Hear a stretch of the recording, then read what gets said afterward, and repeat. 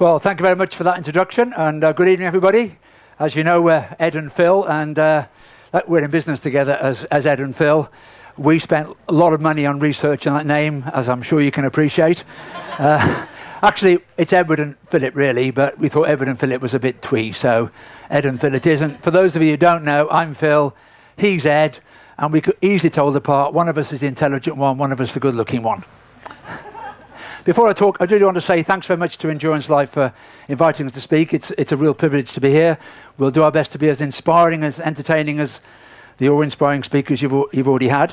But it's a great concept, guys, this whole event, and congratulations if you're doing it, and it's a privilege to be part of it. And proud holder of a marathon medal today. I also want to say what a great event. I'm sure all those who ran it would agree. Fantastic event, great organisation, courses marked brilliantly, real privilege to be part of it. So we were asked to talk about fitness for life, but actually our experiences at work and being fit, and do they match and do they come together? Can you reconcile the two? Now, we had a bit of an experiment, and we don't know if it's going to work, but neither of us knows what the other one's going to say. So we don't know whether they're going to say the same thing or something totally different. So we'll see if that experiment works. And I've also been a bit bold to another experiment, because those who know me know I can talk for England, and we've only got 10 minutes. So I've set my slides to advance so that they come to an end at 10 minutes. So whether I'm still speaking when the slides end or not, we will see. But hopefully it will work. And I'm going to set it going. Right, and go. Right. After years of research, I come up with this formula, which says that work over an active life equals work plus life squared, and you live more. Those clever people at Endurancelife came up with that, live more, and aren't they right?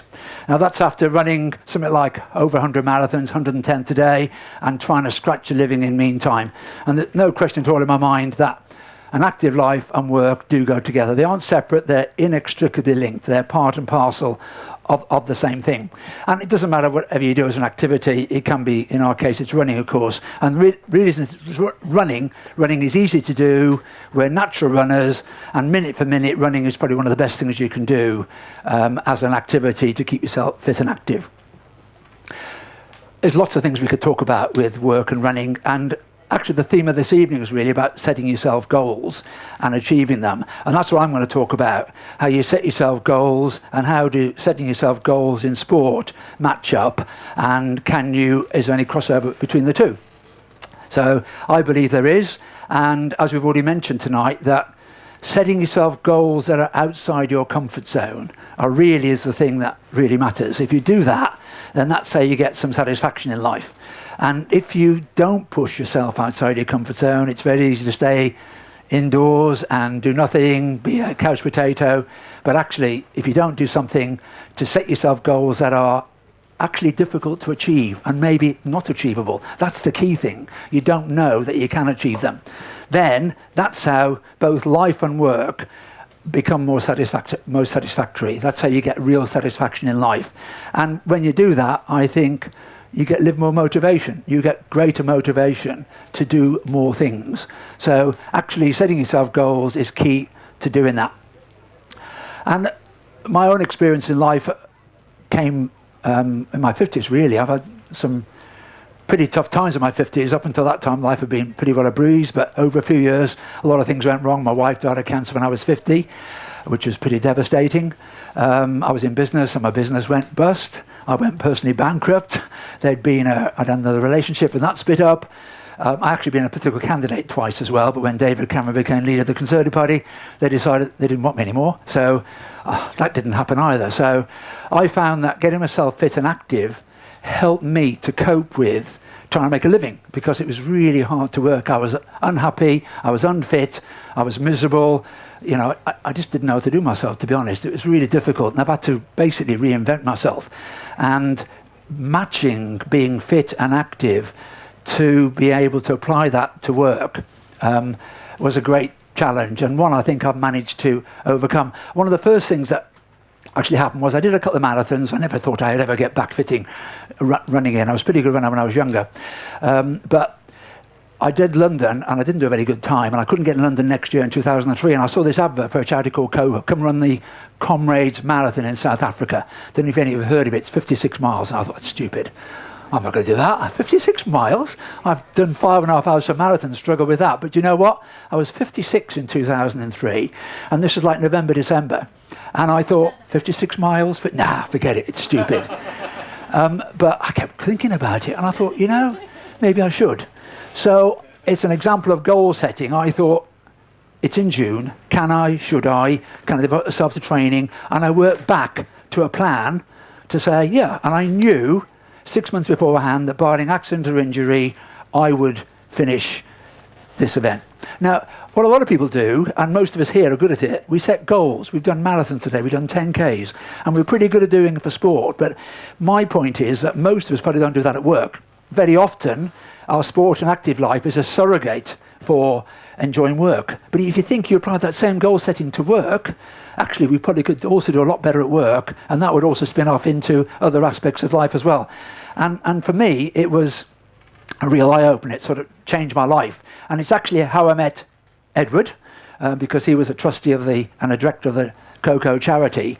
And it led also to my doing Comrades Marathon several more times. So I went back by 2006. I don't know those of you know it, but if you get different medals for different times. And by beating 9 hours, you get a Bill Rowan medal. So I'm the proud owner, with a daft grin on my face, of a Bill Rowan medal in 2006. And being a bit adventurous, last year I went back again for my 5th time, and it was my 100th marathon. Now, not many people would go for the 100th marathon. You try and do one that you think you can finish, and actually I wasn't very well. I was pretty poorly at the time, and so it was a bit of a struggle whether I was going to do it. But as you can see, I did it. You know, it's about setting goals. Now, Edward and myself, we use these same principles in our business. We obviously, because we're runners too, it's pretty obvious that we link the two together, and we use the fact that we're runners, and we do some pretty daft things as a means of promoting and inspiring our business. And one of us has usually come up with some daft idea or other. And a couple of years ago, we came up with this idea of our -40 to +40 challenge. And the idea was that we could promote our business, do something that really stretched us, and we could use it to talk about later and talk at events like this as hopefully motivation. So the first one was going to the Arctic Circle, up in the Northwest Territories and the Yukon. And there's a picture of me in my Tewkesbury Athletic Club vest actually crossing the Arctic Circle. And I have to tell you, actually, the Arctic Circle on land is a lot colder than at the North Pole. And temperatures here were -40 degrees and colder. And that's my going across great satisfaction, top of Wrights Pass, 18-kilometre climb. And it was like 50-mile-an-hour winds, -50 probably, wind chill. Edward got very bad frostbite and had to retire, actually. And I pulled out a little bit later with hypothermia at 130 miles. And in fact, only 6 people have ever finished the race, and 2 of those are women, and one of them holds the record. So it's extremely tough. But we use events like this in our meetings, and I do some consultancy as well. And whenever I go into consultancy meetings, guess what the introduction is? Instead of small talk, oh, there's one of our guys here who goes and does this stuff running. So it's like an introduction. It's a different introduction to the meeting and to the consultancy work. So if you do have an active life and do these things, it actually does spin over to work, because people find it a little bit different. And it's something different that you can use in your talks and give people examples of how they can do things that, as several people have said this evening, ordinary people doing extraordinary things. And the +40 challenge was going into the Kalahari Desert, into Africa, which is equal a privilege as going into the Arctic Circle. Pristine environments, both deserts, one a bloody cold one, excuse the expression, and one a bloody hot one, if you also excuse the expression. But amazing experience again, and we both completed this. In fact, Deborah's done it 4 times, and I've only done it once. But during that actual race, we formed an impromptu Welsh team, as you can see with the Welsh flag down the bottom there. My name's Howells, you know, so my dad was Welsh, although I'm English. But the business connection I want to make is the guy on the right, Martin Like. He owns a business called Likey's, one of our customers.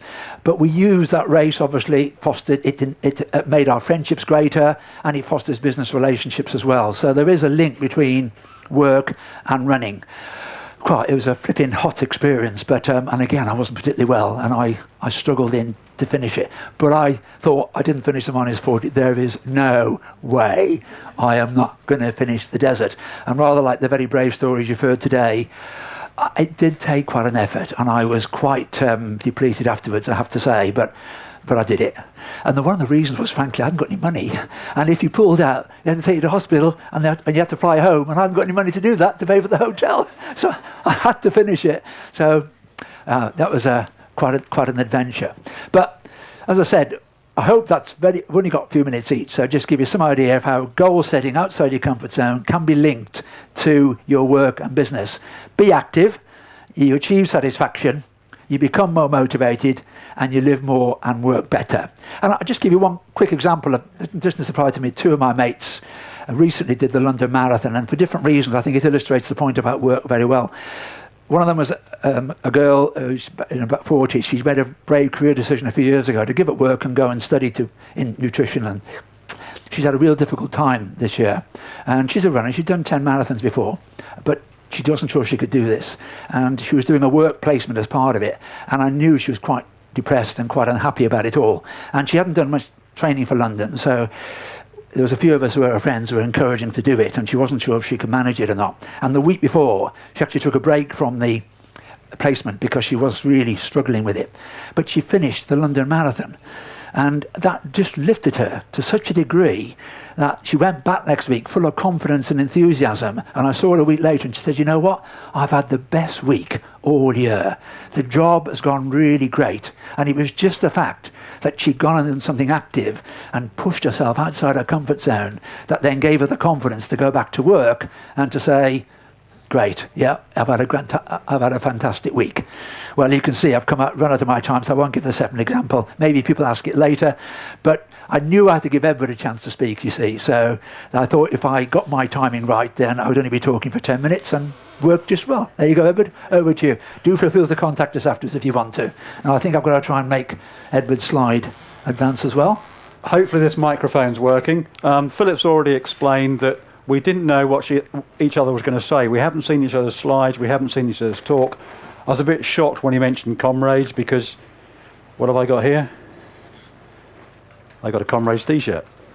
And what I thought I'd do, and this might mess the microphone up, I'll just put it on because you might sort of confuse me and him because we're wearing the same shirts. So I thought I'd just pop this on, and then you can realise I'm the good-looking one, he's the intelligent one. And here we are with the first of slides. Which button do I press? Excellent, excellent. I thought I'd just explain the difference. Whoop, mind the hole. Yeah, I thought I'd just explain the difference between the two of us, because we are quite different characters. I'm the one that obviously enjoys running, despite the evidence to the contrary. Wasn't that a great diet that guy had? I'm going to try that out. So I like running off-road, and some of you that have done these events before will recognise that. That's an Endurancelife event. I didn't realise it until I sort of looked at the slide yesterday. It's quite an old one, but it's an Endurancelife event. And Philip's the one that likes eating. Despite the healthy yoghurt, he's laying into the chocolate. Yeah? And it's been great watching Endurancelife change over the years. They started off quite small. They put some good events on, and as they've grown, the quality has just got better and better. It's been awesome to watch it, and thank you very much for inviting us here and putting a great event on. Would have been quite easy just to have put the event on and then disappeared, but they put on this entertainment, which I think is brilliant.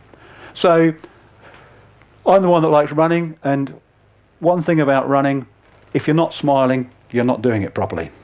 Yeah, and you'll notice I'm smiling. And again, if you're not enjoying your food, and I do. Yeah.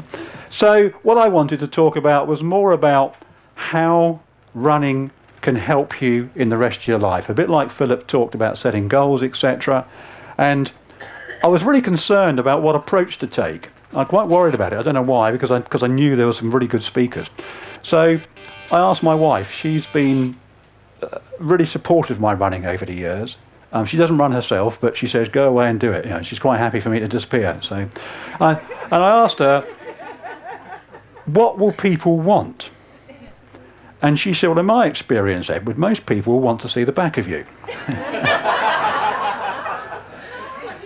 There it is. There's the back of me. And people have talked about going outside your comfort zones. The only way to discover the limits of the possible is to go beyond them to the impossible. Yeah, and this is the T-shirt. I've been there, got the T-shirt. It's when you do that sort of thing that you really learn some lessons. And if you think about it, you can then apply those lessons to your real life. And I want to tell you a couple of stories about the Comrades Marathon. I've done it 8 times. I want to talk about 2 of them, unless I've got more time, which I'll keep going. I want to talk about 1999, and I want to talk about 2003. And I'm going to talk about 2003 first. And it's quite interesting. I hadn't realised that was your first Comrades. And you had a slide up about that. In 2003, 2003, I finished 2 hours slower than any of my previous Comrades. But it was my best one ever, because I did it as part of a team. And I'd been injured. I'd done the Marathon des Sables in the April. I had a Achilles tendon problem, and I started Comrades, and I shouldn't have done, really. And normally I run on my own. I'm a miserable bugger. I like to run on my own. But for some reason, I stayed with a group of friends who were running the Comrades for Cocoa, the charity. And one of them was a lady called Margaret Ajibodi. And she was running it for the first time, and she was very, very nervous. And I thought I was staying with her to help her out, because it was her first time, she was nervous. And we were going along, and my Achilles started hurting. I got to about 20 miles, my Achilles really hurt. I got to 30 miles, I was in incredible pain. I just couldn't make a single decision. Margaret stepped in and she helped me out. She made me run on the downhills, walk on the uphills. Got to 40 miles, I was completely out of it. I just didn't know what to do. I just wanted to give up. But I thought, well, Margaret's been so good looking after me, I can't give up. I said to Margaret, look, Margaret, I just can't go on. I need some painkillers. Margaret turned to the crowd, and we were also running with a guy called Peter Bullock. He was having problems as well, so Margaret was sorting him out. And bear in mind, this was a nervous beginner, and I'd run it as my 4th time, and it was Peter's 3rd. So Margaret was helping us, and she went to the crowd and said, we need some painkillers. You have never seen so many painkillers in your life. And that's the great thing about Comrades. I think you'll bear it out because you've done it. People there will give you anything. And I've got all these painkillers, and I've got the painkiller. And Margaret's still, Peter's drifting in and out of consciousness because he's gone hyperglycemic. Margaret's got a bad knee by this time because she's going so slow with us old duffers. And we're all hobbling along, and the painkillers kick in, and I'm just, wow. And we're at about just short of 50 miles. And I suddenly realised we've got loads of time to do this in. Everyone else is panicking, but I've got the experience. And we finished, we crossed the line together. It was wonderful, wonderful, wonderful moment. 11 hours, 31 minutes, whereas previously I'd done it in 9:45. But it was the best race ever. And when I came home, I sort of thought about it, and I think this is what a lot of people don't do. They have an experience, they don't think about it. And I thought about it and thought, well, that's interesting. The weakest member of the team turned up trumps. And I've always applied that in business ever since. We used to be a management consultant. And I was going to talk to you about sort of setting, empowering goals and smart objectives. And my wife, the one with all the advice, said, look, Edward, you're a management consultant. That sort of stuff's useful for you, but the guys in the audience will have proper jobs.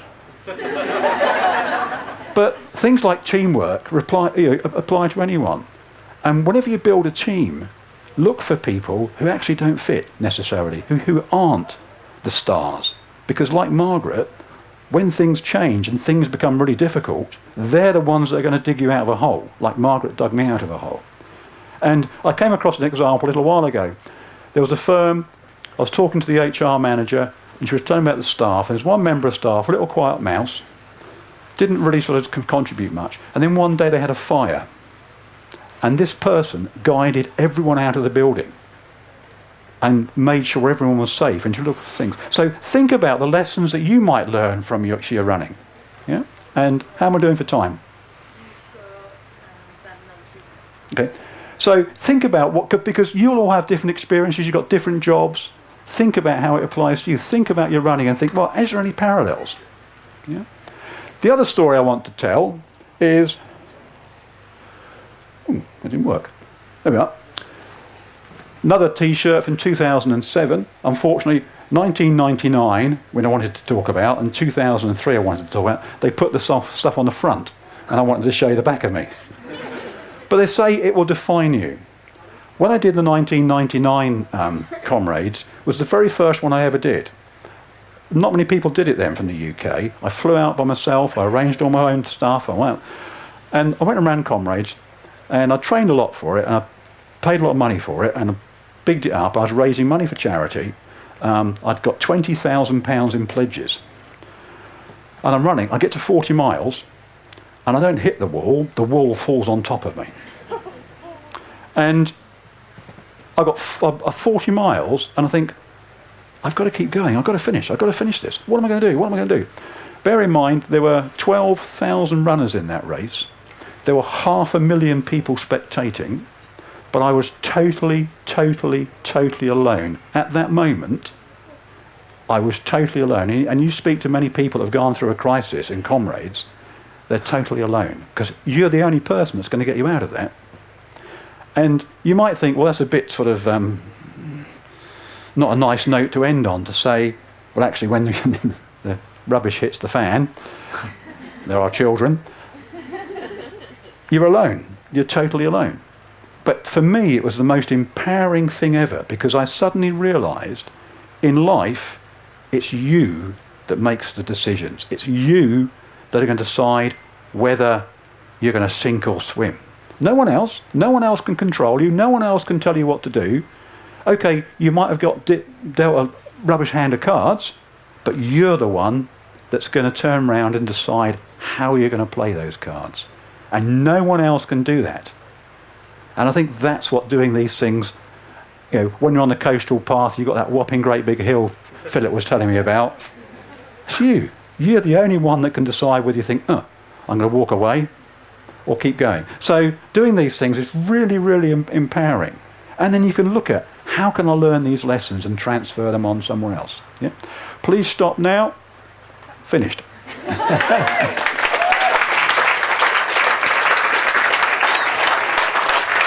Thank you.